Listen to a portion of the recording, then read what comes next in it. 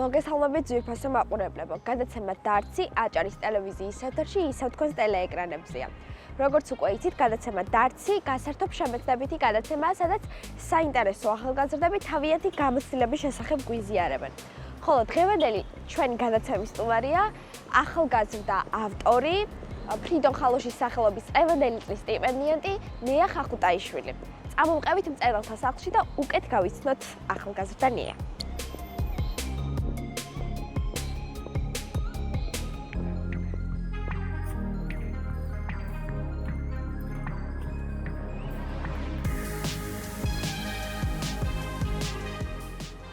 ჩვენ უკვე შევხვდით ჩვენი დღევანდელი გადაცემის სტუმარს ნეა გამარჯობა. ძალიან დიდი მადლობა რომ დაგვითმეთ დრო. პირიქით მადლობა რომ დაინტერესდით და მომწიფეთ. პირველი გამოცდილება ასე სატელევიზიო სივრცისთვის და მნიშვნელოვანი იყო. ესეც პრივილეგია ჩვენი გადაცემის. პირველ რიგში ტრადიციულად უნდა გკითხო, ვინ არის ნეა ერთი სიტყვით? ნეა ერთი სიტყვით არის, რა ვიცი, უბრალოდ შვილი ალბათ პირველ რიგში ასე დავახასიათებდი ჩემს თავს. სტუდენტი ამ ეტაპზე, ისე იურიდიულად რო ვთქვათ და უბრალოდ ადამიანი, რომელიც ცდილობს რომ რაღაც ისწავლოს ცხოვრება სწორი ნაბიჯების გადადგმით. არაფერი განსაკუთრებული. გადავიდეთ მთავარ თემაზე, წერაზე. როდის მიხვდი რომ წერა არის შენი გზა? წერა არის ჩემი გზა. ასმას ალბათ უფრო მეტად მივხვდი სადღაც 16 წლის ასაკში. მანამდეც მქონდა მცდელობა და ინტერესი, რომ აი რაღაცები დამეწერა, მაგრამ იმდენად ბავშვური გონებით ვცდილობდი, რომ დიდ რაღაცას შევჭიდებოდი, რომ ძალიან არაბუნებრივი გამოდიოდა ნაწერი და როდესაც უკვე რაღაც გამოცდილება მივიღე, რაღაც ემოციები დავაგროვე და დავიწყე იმაზე წერა, რასაც ნამდვილად ვგრძნობ, მივხვდი, რომ უკვე სადღაც წერა ჩემი ნიჭი იყო რაღაც ასე თუ შეიძლება ითქვას. ანუ 16 წლიდან დაიწყე დაახლოებით ასე კი. ხო არ გახსოვს პირველი რა დაწერე? პირველი აი ესეთი მნიშვნელოვანი რაც მახსენდება, რასაც აი შემიძლია ჩანახატის სახე მივცე, ზღვის ბალადა იყო, მგონი, რომელიც თან გამოვაგზავნე ამ ესეების კონკურსში. ანუ როგორ შეუყვარდება ზღვას თოლია და როგორ მიატოვებს თოლია მაინც და გაფრინდება. და ეს იყო რაღაც სასიყვარულო ურთიერთობა ზღვასა და თოლიას შორის. და დღემდე რაღაცნაირად ისე თბილად მახსენდება ეგ ნაწერიც. შენთვის რა არის წერა? ეს მუშაობა, გრძნობების გამოხატვა თუ თავშესაფარი? ცალ-ცალკე როგორც დავუმარცხოთ ხო? მუშაობა ალბათ ყველაზე ნაკლებადაა, იმიტომ რომ წერ მაშინ, როდესაც მაქვს ამის სურვილი და რაღაცა ბუნებრივად მივილტვი ამისკენ.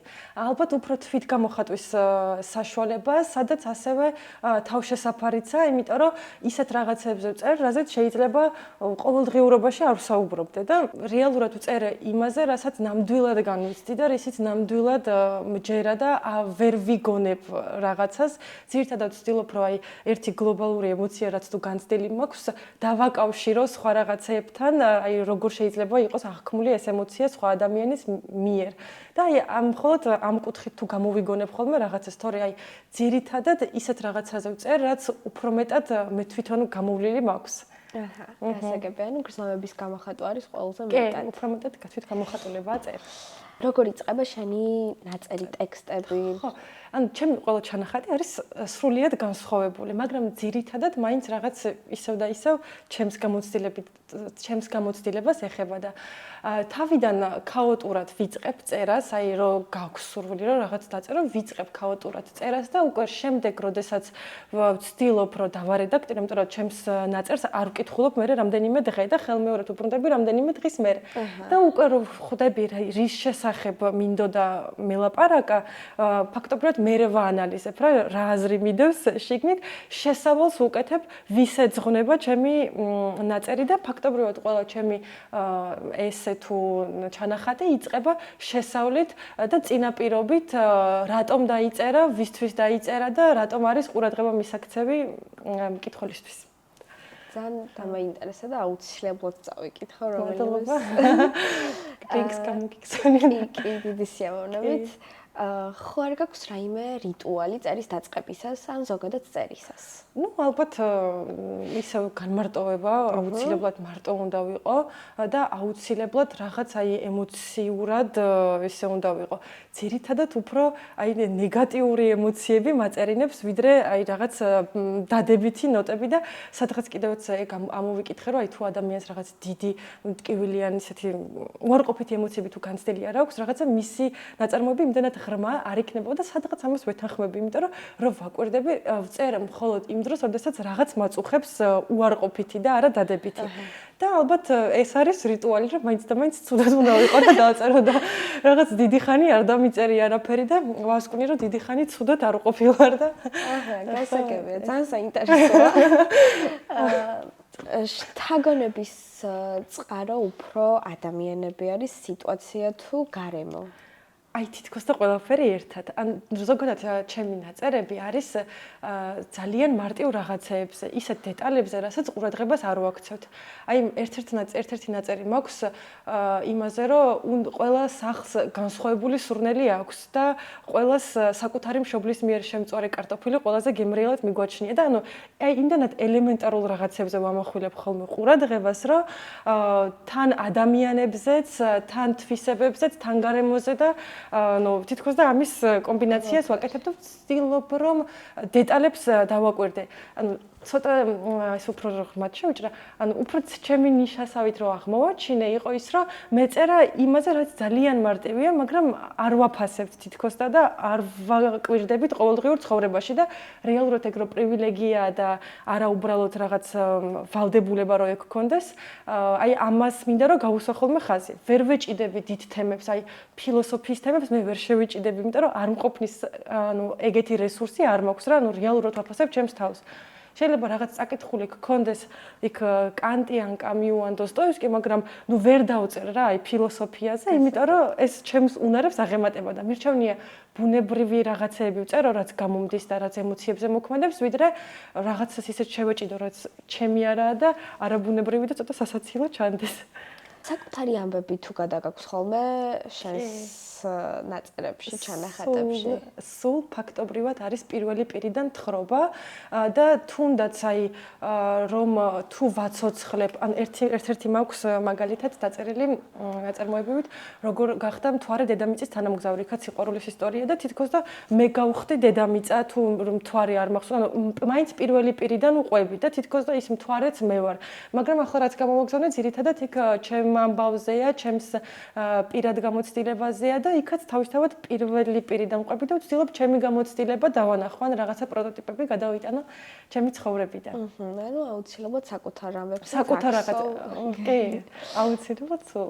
რომელი თემა არის შენთვის ტკივილიანი საწერად, მაგრამ აუცილებელია რომ დაწერო, თუ არის ესეთი? კი, აი ზუსტად ეგ თემები რაც ვახსენე, აი რაც ოჯახის ყოველდღიურობას ეხება, რაც მშობელს ეხება, რაც აი სახლის თემატიკას და ბავშვობას ეხება, რასაც უბრალოდ ყურადღებას არ ვაქცევთ, რაც გგონია რომ სულ იქნება ჩვენთან, მაგრამ რეალურად ასე არ არის. იმიტომ რომ ზოგჯერ შეიძლება იფიქრო რომ ეს არ დამემართება, მაგრამ ეს შეიძლება ადამიანს დაემართოს და მინდა რომ ისეთ რაღაცებზე გავამახვილო ყურადღება, რომ მადლიერების გრძნობა გაუღვივდეს ადამიანს და დააფასოს რა მისი ყოველდღიურობა და თუ კი ჩემი ნაწერის წაკითხვის მერე უბრალოდ ბევრს უთქვამს ხოლმე რომ აი ავდექი და რაღაცა დედას მივედი და ჩავეხუტე, ხო?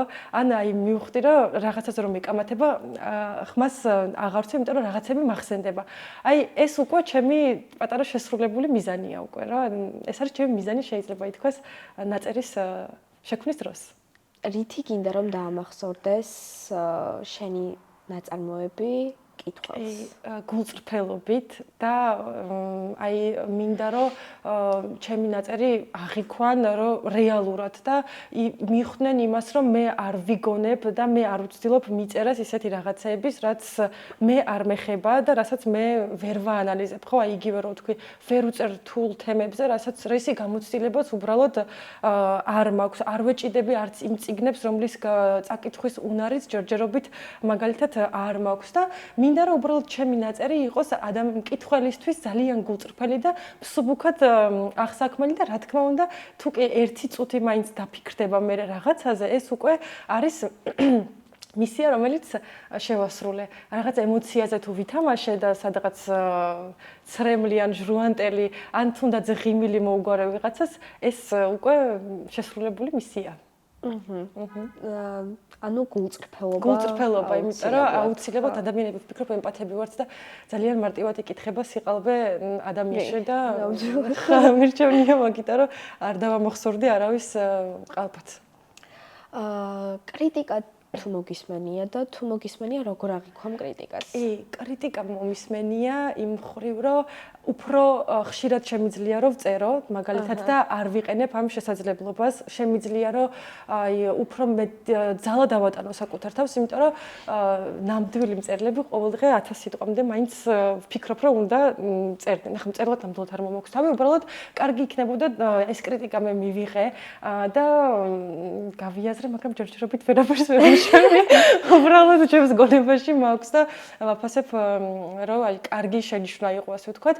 და ვფიქრობ, რომ აუცილებელია პრაქტიკა. ასე პირდაპირ ნაწერზე თუ შენიშვნა მიმიღია, მართლა არ მახსოვს, ალბათ უფრო ერიდებათ თქმა, არ ვიცი, შემთხვევით რომ სავარაუდოდ ვიღაცას არ უნდა მოეწონოს, ხო, ახლა ერთი ადამიანი მაინც უნდა გამოჩნდეს, მაგრამ მართლა ჯერჯერობით ეგეთი პრაქტიკაში არ მქონია. თუმცა, აი ამ საკუთარ თავზე მეტი იმუშავე და უფრო მეტის გაკეთება შეგიძლია და როცა გახარებული და კარგად ხარ, მაშინაც რომ უნდა დაწერა. დაწერა. ხო, მაშინაც რომ უნდა ვისწავლო წერა, ესეც კარგი შენიშვნა ახლა მივიღე. გადებით ემოციებზე ვიმუშავებ. რისი თქმა გჭირდება мотиваციისთვის? რისი თქმა, რომ აი შენმა ნაწერმა დამაფიქრა, შენმა ნაწერმა ამაღელვა, აი ეს რო გავიგო და აი ისევ შენმა ნაწერმა ქცევის ცვლილება გამოიწვია ჩემში, ეს უკვე არის мотиваცია, რომ ესე იგი ჩემი ნაწერი მოქმედებს და ჩემი ნაწერი თამაშობს ემოციაზე და ეს უკვე არის мотиваცია, რომ არ გავჩერდე, ხო? და ყველაზე დიდი мотиваცია არის. აქ მოსვლაც мотиваცია.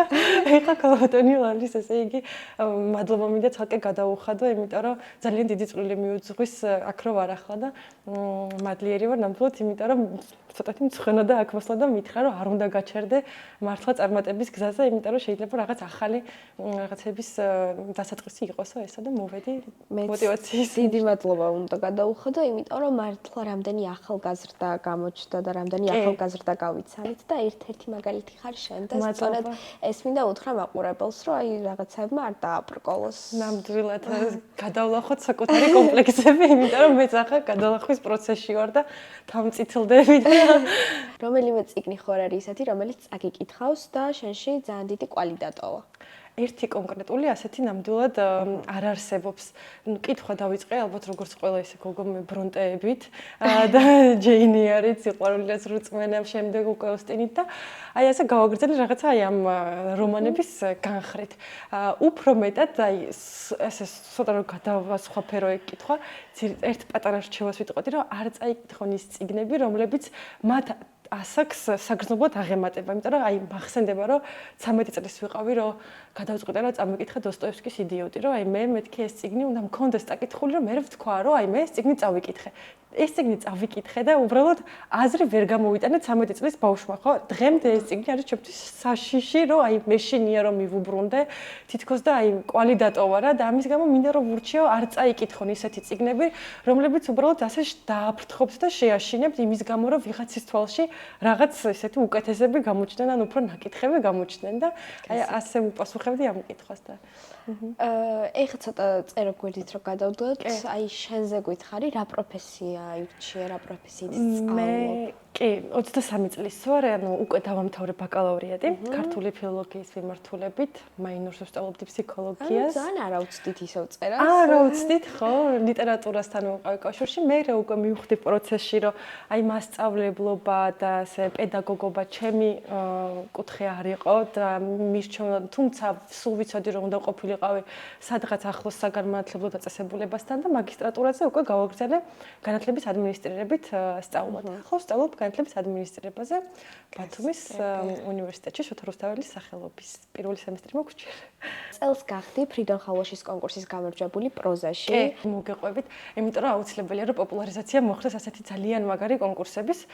სულ შემთხვევით დალაიქებული მქონა გვერდი მწერალთა სახლის და აი სკროლვის დროს Facebook-ზე ვნახე ეს განცხადება, რომ შეგვეძლო წარგვედგინა ახალგაზრდა მწერლებს, სტუდენტებს ჩვენი ნაწარმოები, ან ჩვენი ნაწერები, უпростоრად, იყო პოეზიის მიმართულებით და პროზის მიმართულებით. თავისთავად მე პროზა ავირჩიე, უკვე ჟიურის შემდეგ შეაფასებდა ამ ნაწარმოებებს, 3 ნაწარმოები გავაგზავნე და უკვე შემდგომ გამოვლინდებოდა გამარჯვებული და სტიპენდიანტი, რომელიც 7 თვის განმავლობაში, ასე ვთქვათ, იქნებოდა ამ სტიპენდიის მფლობელი. და როდესაც შევიტანეს, ასე ვთქვათ, განაცხადი, ველოდებოდი უკვე სადღაც 1 თვე მგონი, დაახლოებით ეს ვადა იყო და უნივერსიტეტში ვიყავი, თან მგონი გამოცდა მქონდა, გამოცდიდან გამოვდიოდი და ქალბატონმა ლალიმ დამირეკა და შემატყობინა, რომ გავიმარჯვე, ასეთი გაბრდღიარებული გამოვედი. თან TikTok-ის გვერდი მაქვს, კიცით და ეს ამ TikTok-ის გვერდზე ეს გაბრდღელებული სახით დავიწყე ამაზე ლაპარაკი, რომ ასეთი კონკურსი გქონდა, მაინც არ ვამბობდი, სანამ პასუხი არ მოვიდოდა და ასე გავიმარჯვე. მე საერთოდ ბევრი ადამიანი დაინტერესდა, იმიტომ რომ სოციალური ქსელით უფრო მეტად მოხდა რა ეს პოპულარიზაცია და ბავშვები მწერდნენ ხოლმე რომ აი რა კონკურსია, როდის ტარდება, კიდევ ხელმე როდის ჩატარდება და ანუ იმის ნიშანია რომ არის ჩვენს ქვეყანაში ბევრი ადამიანი რომელიც დაინტერესებულია ამ პროფესიით და თუნდაც ჰობის სახით აქვთ და უნდათ ამ კუთხით განვითარება და ეს პროექტი ნამდვილად აძლევს უდიდეს გასაქანს და мотиваციას, იმიტომ რომ ეს იყო ძალიან დიდი мотиваცია რომ წარმოიდგინე სახლში წერ ნაწერს შენთვის და საერთოდ არაფრისთვის და არ გაქვს მიზანი და უცებ ხედავ რომ ძალიან კომპეტენტური ადამიანები ამას აფასებენ ისე რომ გამარჯვების ღირსად გთვლიან და რა თქმა უნდა мотиваციაა. კი ბატონო. კიდევ ბევრი კონკურსის გამარჯვებას. ძალიან დიდი მადლობა. წარმატებებს გისურვებ ასევე ყველაფერში. მადლობა და ახლა სანამ ბლიც კითხვებზე გადავიდოდეთ, აუცილებლად უნდა გთხოვოთ რომ წაგვიკითხო რაიმე გამარჯვებული ნაწარმოები და რაიმე მონაკვეთი. ძალიან მარტივს წავიკითხო, იმიტომ რომ ალბათ ესე უფრო აღვიქვამთ, ისევ აი ამ ჩვენი სახლის ყოველდღიურობაზე რახან ასე ბევრს ლაპარაკობ ამაზე, მაგრამ ვისარგებლებ და გისმენთ ყურადღებით. კარგი. ზოგჯერ შეიძლება ვერ ვამჩნევდეთ იმ სიჭრელის და ყოველდღიურობის მაგიას და სიამოვნებას. ზოგჯერ შეიძლება ქაოსად გვეჩვენებოდეს ჩვენი ჭურჭელი, ჩვენი ოთახები. ზოგჯერ შეიძლება ჩვენი მშობლებიც კი ქაოსად მოგვეჩვენოს, რადგან მათ ვეღარ ვუგებთ. ვკამათობთ და მუდმივ წინააღმდეგობებს ვაწყდებით. მაგრამ აბა მოდი ერთი დღე მე შენ თეფშს დაგიმალავ. მოდი სხვა ფხვნილით გაგირეცხავ ტანსაცმელს. მოდი მე ჩემს ჩანგალს და კაუს მოგცე. მოდი და სხვისი ბებიის ლობიოთი გასადინებ. მოდი ჩემს ხალათს მოგახურავ და ჩემი სევდით გაჟღენთილ ოთახის კედლებში დაგაძინებ. მოდი ჩემს ტაფაზე შეგიწვავ ხახვიან კარტოფილს და ასეც დაგახვედრებ სამსახურიდან მოსულს. ხომ გინდოდა განშორება, გაქცევა, ფუფუნება და სიმშვიდე. მაშ რატომ დაგეძაბა ახლა გონება და რატომ შეკარი წარბები, როდესაც მივხვდი რომ არ დაგხვდებოდა მოსიყვარული დედა და სახლის სურნელი აღარსად. თურმე რაოდენ მნიშვნელობა ჰქონია ჩვენი სიმშვიდისთვის ყოველდღიურობას, არა? ზოგჯერ გონია რომ ყოველდღიურობამ დაგუღალა და ამიტომ მისგან თავის დაღწევას ვცდილობთ. გგონია რომ აღარ გვინდა იქ ცხოვრება, სადაც გავიზარდეთ და არც იმ ადამიანთან გვეხალისება ყოფნა, ვინც მწვანილებს არ გვიგდებს ბულიონში. გგონია რომ უკვე საკმარისად გონება מחვილები, გულცივები და დამოუკიდებლები ვართ, რათა პასტელურ ფერებში მშვიდად და ეულად ვიცხოვროთ. სინამდვილეში კი ყოველი ჩვენგანი განურჩევლად ასაკისა, მხოლოდ ბავშვობის ჭრელ, გაუმართავ და ათასნაირი სურნელით გაჟღენთილ სახლს ვიხსენებთ, როდესაც გვისვამენ კითხვას თუ რა გვენატრება ყველაზე მეტად. მე ძალიან კარგია მართლა და ვფიქრობ რომ ის მონაკვეთი არჩია, რომელიც აუცილებლად დაინტერესებს მაყურებელს და აუცილებლად წაიკითხავს და მადლობა. ძალიან მომეწონა მე დამაჭრია. აი мотиваცია. მართლა. აი მე ძალიან მომეწონა. ახლა გადავიდეთ ცოტა არაფორმალურ ნაწილზე ბლიც კითხვებზე. მოდი გადავიდეთ. დავიწყოთ ცოტა ბანალურად, მაგრამ მაინც საინტერესოა. საყვარელი ფილმი. ეს ბლიცია, მეთქე ორ პასუხს შორის უნდა ავარჩიოთ. მოდი სერიალი იყოს და შავი სარკე. კარგი, მადლობა.